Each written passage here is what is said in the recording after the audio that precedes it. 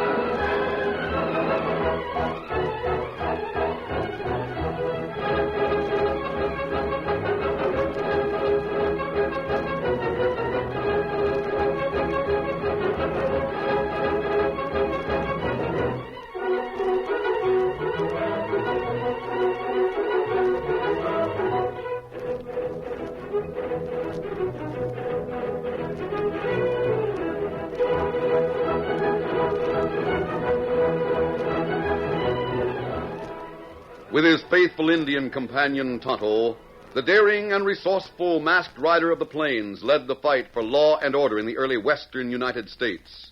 Nowhere in the pages of history can one find a greater champion of justice. Return with us now to those thrilling days of yesteryear. From out of the past come the thundering hoofbeats of a great horse Silver. The Lone Ranger rides again. Come, Silver! Let's go, big fellow! Hail, Silver! Hooray!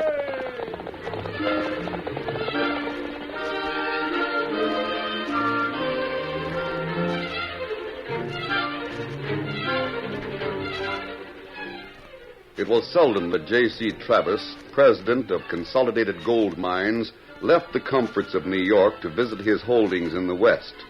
But a summer night in 1876 found him pacing the floor of his company's office in Lodeville. Although 3 men were with him, he seemed less interested in their presence than in a big clock that ticked on the wall. Travis' companions, seated at a table, watched his movements in uneasy silence. Then, as the clock started to strike the hour, he halted and faced them. Midnight. He's late. How's that, Mr. Travis? Somebody else supposed to show up? Yes, Sheriff Brady. I'm expecting John Masters. You mean that private detective I've heard tell so much about? That's the man. He promised to make a report tonight. That's why I called this meeting. Now, look here, Travis. You didn't say anything about bringing a detective along with you from the east. I didn't bring him, Colonel Yardley. He's been here for weeks. Well, as vice president in charge of operations, I should have been advised. Masters has been working for me alone, working in his own way. To smash the Black Hunted gang, I suppose. Of course. It's high time somebody did something to break up that criminal combination. I've done my best as sheriff, Mr. Travis.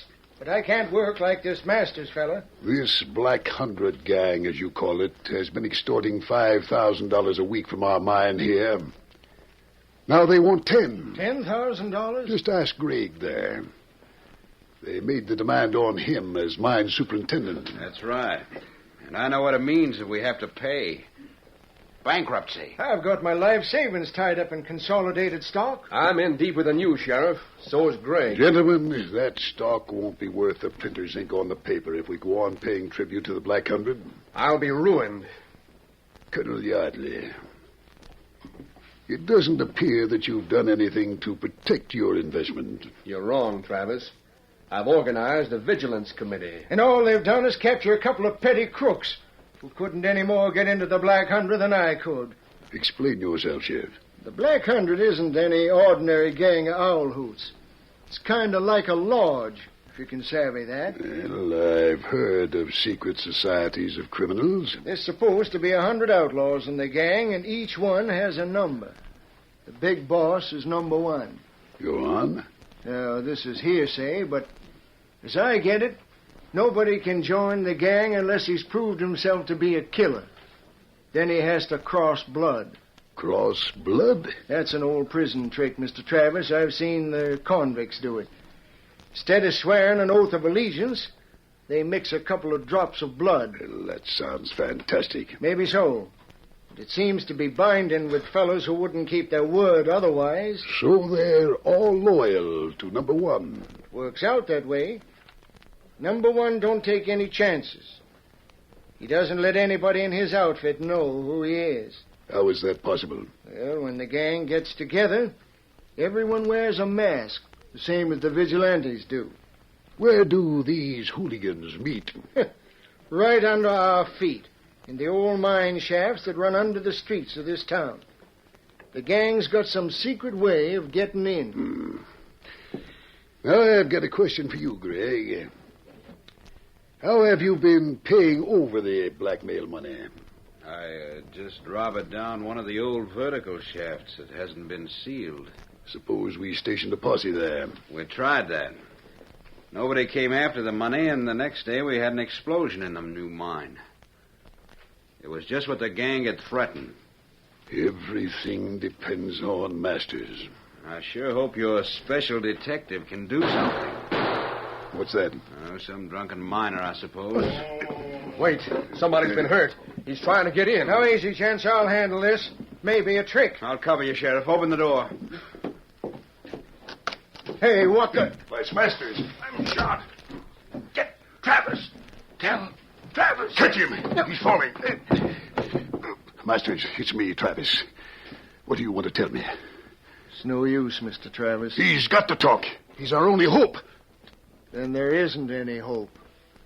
He's dead.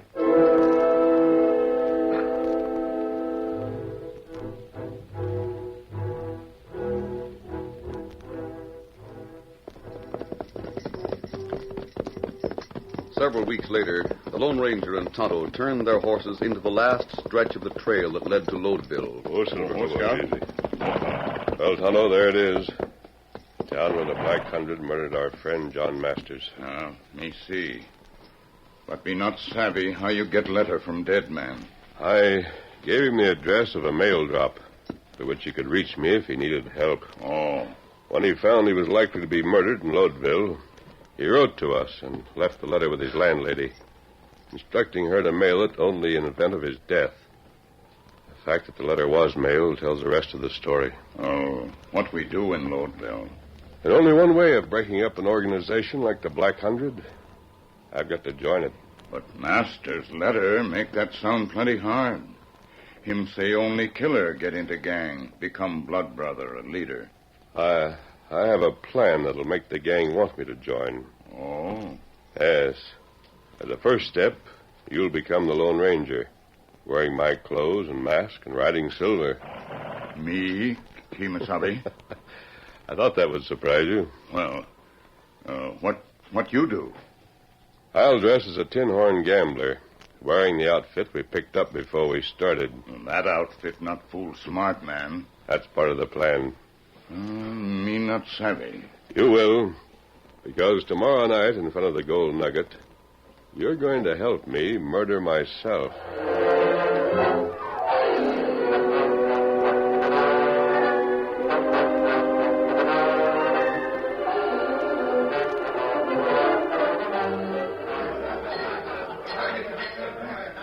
Biff Harris, proprietor of the Gold Nugget Cafe, stood at the end of his bar, his hard eyes fixed on a poker table in the far corner of the crowded room. As he stared, a heavily armed man with a wolfish face and white, well-muscled hands of a professional killer edged up to his elbow. The gunslick spoke without moving his lips. I got some news you maybe ought to pass along to number one. Let's have it, Ace.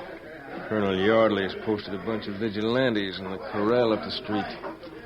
They're ready to ride at the drop of a hat. Colonel Yardley. Got that title, killing Indian squaws and kids. I know he isn't dangerous, but I still think number one ought to let us hang him on his own cottonwood.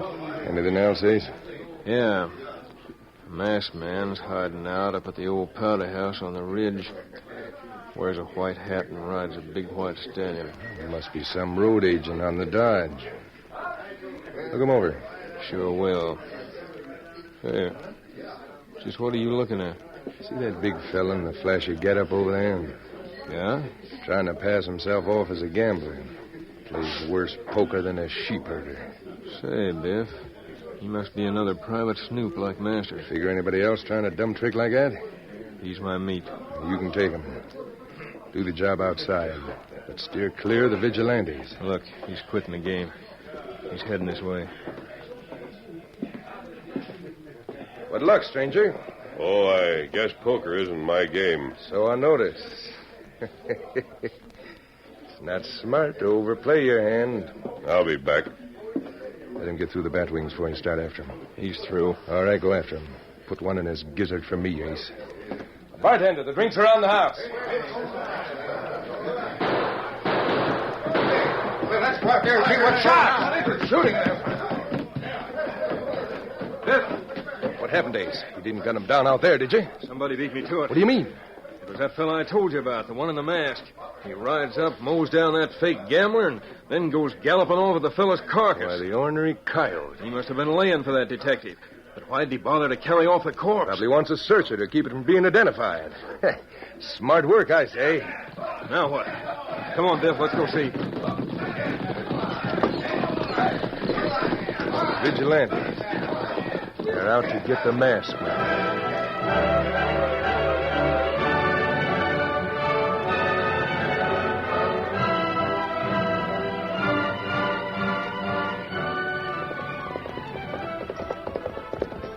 Silver easily outdistanced the vigilantes despite the fact that he carried both the Lone Ranger, disguised as a gambler, and Tonto wearing the Lone Ranger's clothes. The powerful stallion was brought to a halt near the old powder house where Scout had been left. Oh, Silver, ho, easy, steady, big fella. What we do now, Kimasabi? Get out of my clothes, Tonto, and into your own. While I strip off this gambler's getup. You do that plenty quick. Take this fancy mustache and give me my mask. I wear it over the rest of my disguise. And what me do after we change clothes? Ride into Lodeville and keep an eye on the gold nugget. Uh-huh. I expect some of the Black Hundred to be coming this way soon, so stay off the trail. Me almost ready now. Take that gambler's outfit and get rid of it. Somebody coming now. Adios, then. Get going. Get him up, Scout.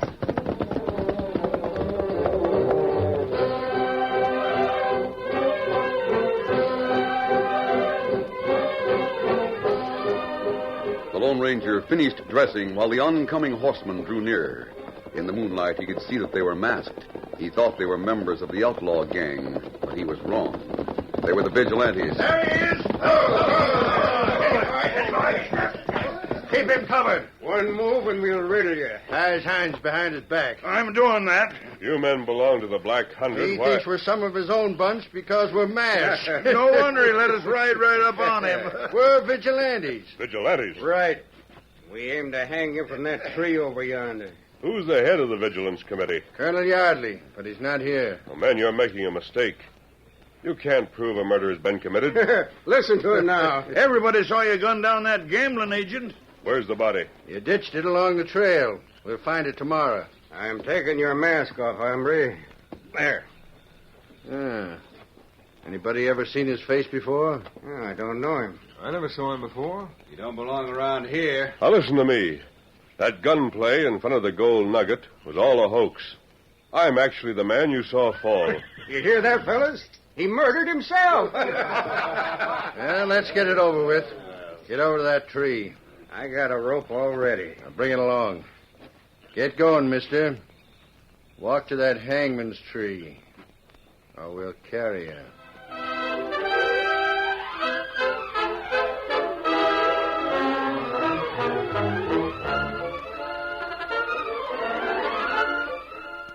The curtain falls on the first act of our Lone Ranger story. Before the next exciting scenes, please permit us to pause for just a few moments.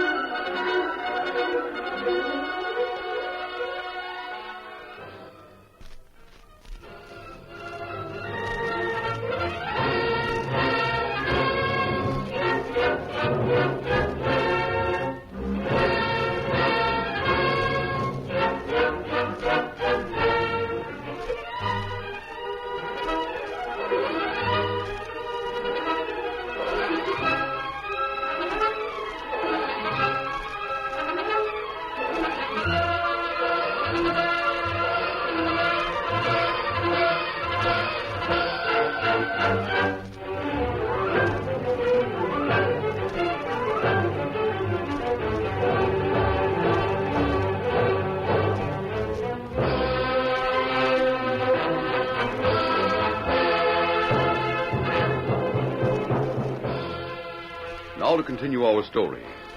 In accordance with his plan to join the criminal band known as the Black Hundred, the Lone Ranger assumed the role of a murderer. As such, he was captured by the vigilantes. They were leading him toward a tree, intending to hang him. Then the vigilantes heard hoofbeats. It's the Black Hundred. We're outnumbered. We've got to get out of here. Come on. Get up here. The vigilantes quickly abandoned their plan to hang the Lone Ranger and ran for their lives as the masked members of the Black Hundred charged upon them. In a moment, the Lone Ranger was surrounded by the outlaws. Let those vigilantes go. We don't want them. You men saved my life. Now, if you'll just untie my hand... Sir, right away. Sure a cool customer. Those critters aimed to hang you, huh? Yes. It's a good thing we come when we did. Why did you come? We need hombres like you and the Black Hundred. I've heard of the Black Hundred. Yeah, all our who's have, but there's mighty few get to join. You showed you had what it takes when you gunned that detective and saved us the job. Oh, I savvy. You followed the vigilantes. Yes, sir. Now we're taking you back to town and into the gang. But you don't know me. I don't care who you are or why you shot that spy. Your name don't mean anything. Because from now on, you'll be a number. Nobody's using number 6 right now. So it's yours.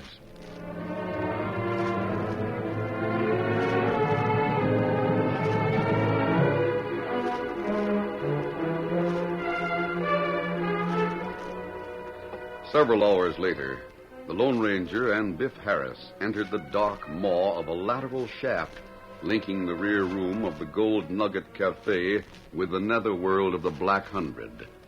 Behind them, a cleverly concealed door slid shut.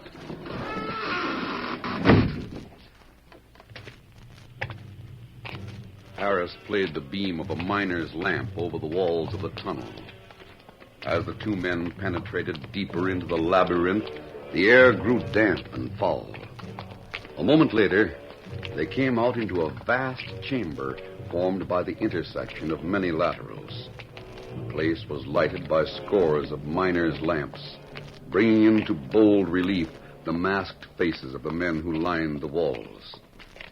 Harris motioned to the Lone Ranger, and they halted, just as a cloaked and hooded figure stepped out into the center of the assemblage. That's number 1. He's going to say something. I see now there are new members here. Number 2, bring it forward. Number 1 knows all about you.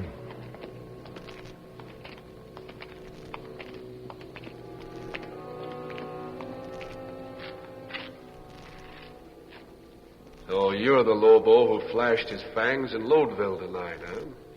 That was good work. You won't regret it. I never regret what I do. Then we'll get on with the ritual. Give me your right hand, number 6. Ringed by menacing gun barrels, the Lone Ranger extended his hand, thumb upturned. The mysterious leader of the criminal conclave pulled a pin from the folds of his robe and made a quick thrust. Number 6, I've drawn your blood. You will now draw mine. Take the pin. Here's my hand. That's right. Now press your thumb against mine. 199. Number 6, you have now crossed blood with number 1. You are confirmed in the Brotherhood of the Black Hundred. Are you ready to use your guns again? I'm always ready, number 1. There's one man in Lodeville who knows too much about us. He isn't dangerous himself, but we can't have him giving information to private detectives. I understand. I'll give you just 24 hours in which to get rid of him. You report back when we meet tomorrow night. Give me his name. Tell me where to find him. He won't be hard to find. He's Sheriff Brady.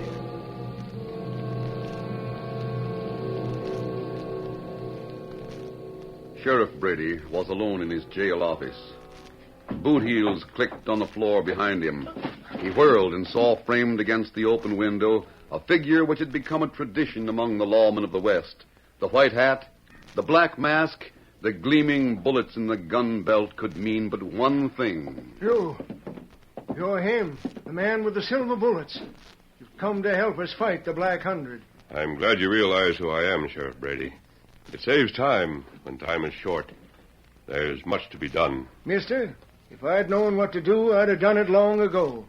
The Black Hundred... Has you marked for death, Sheriff. Me? How do you know that? I just came from the gang's hideout, under orders to kill you. You mean that you got into the outfit? I crossed blood with number one less than an hour ago. Now, with your help, I can bring in the whole gang. Well, I'm a mite old, and I don't know how to fight crooks who won't come out in the open. But you can count on me. I don't scare easy. I believe you, Sheriff. I know those snakes den up in the old diggings, but how can anybody get at them? They use a secret door in the rear of the Gold Nugget to get in and out. The Gold Nugget? Yes. And tomorrow night they'll meet again. We can trap them by storming the cafe and getting command of the tunnel entrance. I'll deputize every trustworthy man in town. We'll keep them holed up until they starve or surrender. Say, maybe they've got another way out. Yes, there is another way of escape. But only number one knows how to find it. How are we going to stop number one from being there? Nobody knows who he is, unless it's you. I can't identify him now. But it's certain that he's a prominent official connected with the Consolidated Mines. I got that from Master's letter, along with some other information about their ritual. I see. I want you to get Travis to call a conference of his company officials and mine bosses tomorrow night. Have him pretend that he has an important announcement to make about the future of the mines. Yeah, that ought to keep number one away from the old diggings, but it'll keep him clear of the law, too. Only until I meet him again. But if you can't identify him now, how can you do it later? Strange things can happen when a crook crosses blood with an honest man, Sheriff. Assemble all the men you can trust. Tomorrow night, we'll go after the Black Hundred.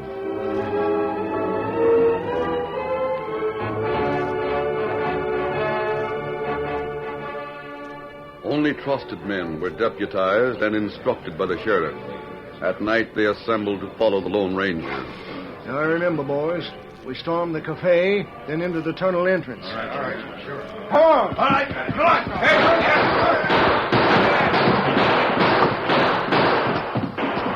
Fighting lawmen rushed the cafe. Get back against the wall! There was little resistance. Those in the cafe were quick to surrender to the determined aggressors led by the Lone Ranger. All of you line up against our wall. Where's the entrance to that tunnel? I'll show you, Sheriff. You sure the Black Hundred will be down below? Yes. They'll cut us down like flies if we go through the tunnel. No, they won't. We're going to take them without firing a shot.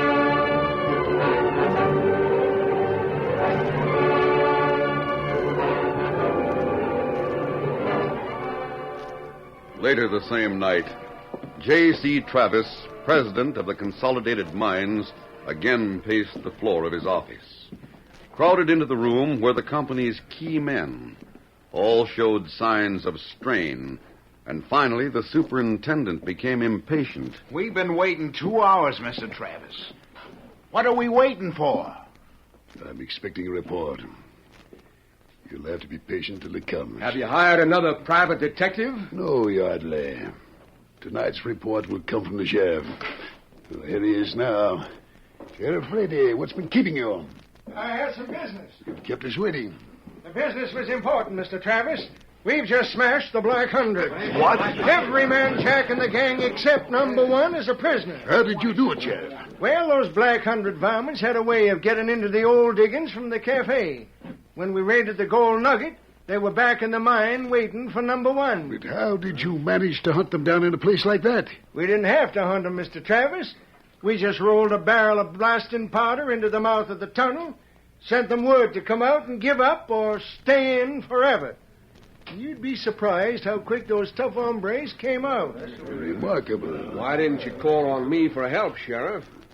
I should have been there with my vigilantes. Well, now, Colonel Yardley, I had to put up with your lynch mobs when things were out of control.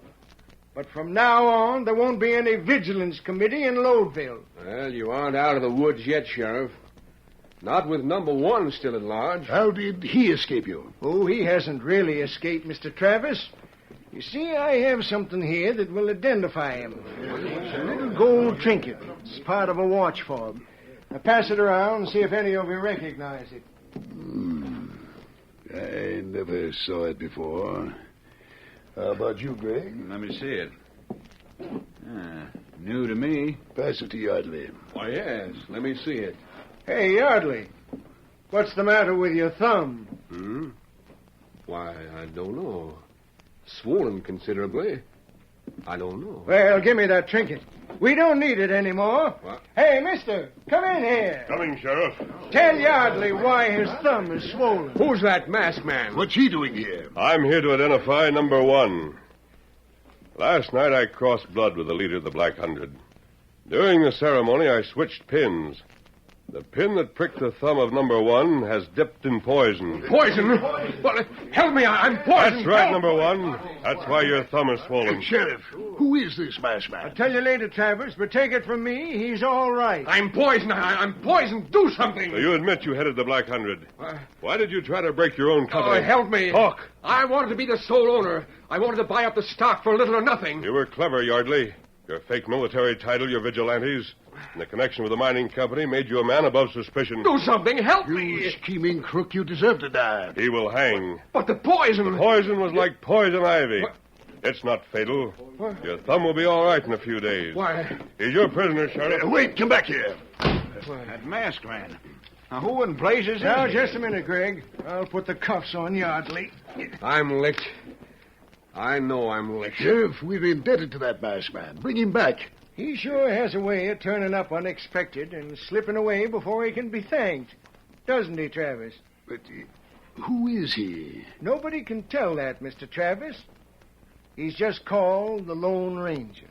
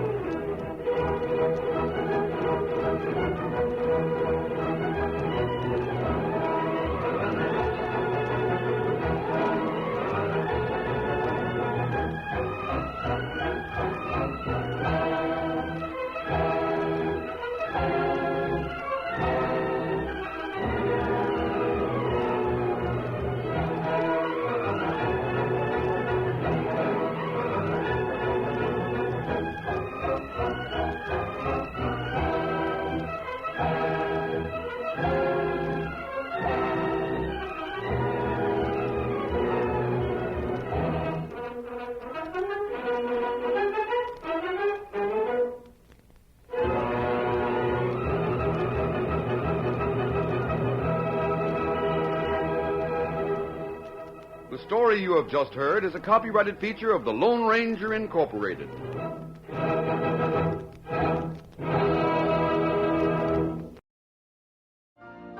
You've been listening to the OTR Gold Network. Find more classic radio at otrgold.com.